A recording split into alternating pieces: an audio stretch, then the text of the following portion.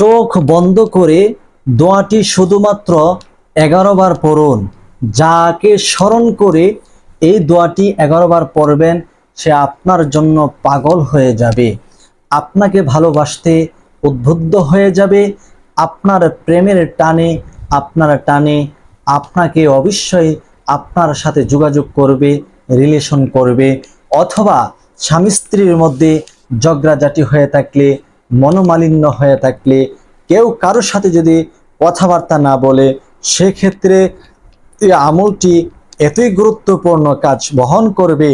আপনি একবার পরীক্ষা স্বরূপ আমলটি করে দেখুন ইনশাআল্লাহ। তবে পরীক্ষা করতে গিয়ে কিন্তু আন্তাজি অন্য কোনো মেয়ের প্রতি আপনি ক্রাশ খেয়েন না, অথবা তাকে দিয়ে পরীক্ষা করেন না। আপনি যদি বিপদের সম্মুখীন হয়ে থাকেন, সেক্ষেত্রে পরীক্ষা স্বরূপও আপনি দেখতে পারেন, সেটাই বোঝানো উদ্দেশ্য। আপনার স্বামী যদি আপনার কথা না মানে, আপনার স্ত্রী যদি আপনার কথা না শুনে পরকীয়া করে অন্য পুরুষে আসক্ত হয়ে থাকে, সেক্ষেত্রে আপনার স্ত্রীকে আপনার হাতের মুঠো করার জন্য, আপনার প্রতি আসক্ত করার জন্য এই আমলটি হচ্ছে সবচাইতে সেরা একটি আমল। পৃথিবীর বুকে যদি বশীকরণের নামে কোনো দোয়া থেকে থাকে, তো এই দোয়াটি এতই গুরুত্বপূর্ণ, যেটা কোরআনিক দোয়া। এই কোরআনের মাধ্যমে, এই কোরআনিক আয়াতের মাধ্যমে যে কাউকে আপনি বশ করে নিতে পারেন। আপনার সন্তান যদি অবাধ্য থাকে, অবাধ্য সন্তান বাধ্য করার জন্য এই আমলটি খুবই প্রয়োজনীয়।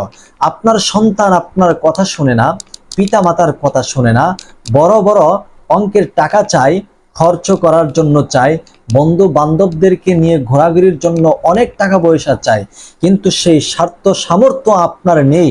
মোটরসাইকেল কেনার জন্য চায়, সে সামর্থ্য আপনার নেই।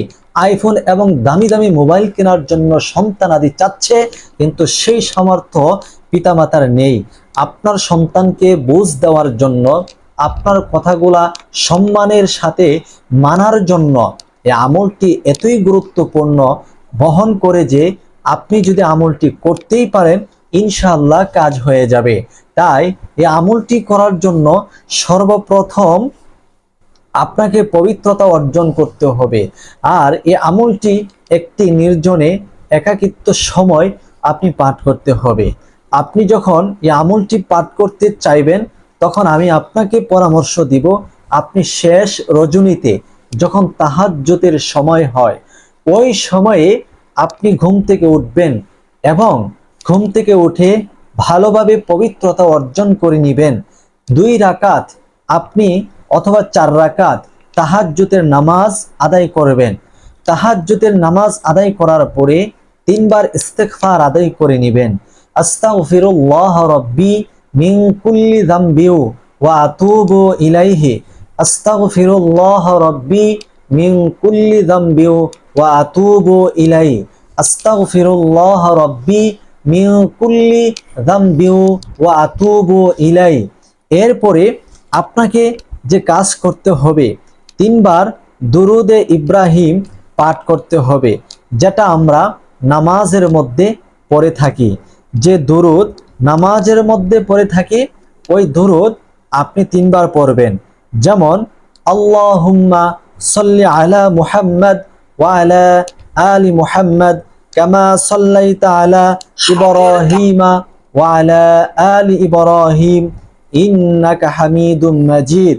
আল্লাহুম্মা বারিক আলা মুহাম্মদ ওয়া আলা আলি মুহাম্মদ কামা বারাকতা আলা ইব্রাহিমা ওয়া আলা আলি ইব্রাহিম ইন্নাকা হামিদুম মাজিদ। এরকম ভাবে 3 বার দুরুদে ইব্রাহিম পাঠ করে নেবেন।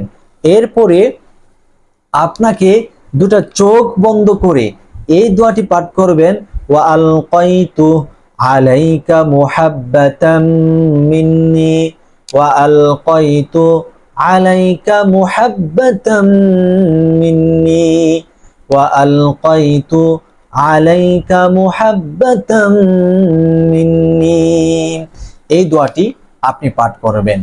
যাকে উদ্দেশ্য করে, সন্তানকে হলে সন্তানকে উদ্দেশ্য করে, স্বামীকে হলে স্বামীকে উদ্দেশ্য করে, স্ত্রীকে হলে স্ত্রীকে উদ্দেশ্য করে, শ্বশুর শাশুড়িকে হলে শ্বশুর শাশুড়িকে উদ্দেশ্য করে এই আমলটি করবেন।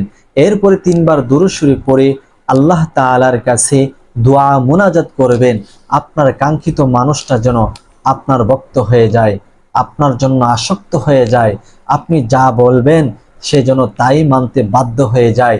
এই দোয়াগুলো আল্লাহ তাআলার কাছে করবেন। আল্লাহ তাআলা আপনার মঙ্গল চাহেন।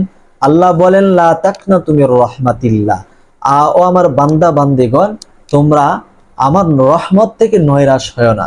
আল্লাহ তাআলা বলতেছেন, আল্লাহর রহমত থেকে নৈরাশ না হওয়ার জন্য আপনি একদিন আমল করছেন, পাননি, কথা শুনেনি, দ্বিতীয় দিন করেন, তৃতীয় দিন করেন, করতে থাকেন, ইনশাল্লাহ আল্লাহ তাআলা আপনার এই চেষ্টা বিফলে দিবে না, কবুল করবেন। যারা আমলটি করতে যাচ্ছেন অবশ্যই ভিডিওটি শেয়ার করবেন, চ্যানেলটি সাবস্ক্রাইব করে আমাদের পাশে থাকবেন। আসসালামু আলাইকুম ওয়া রাহমাতুল্লাহি ওয়া বারাকাতুহু।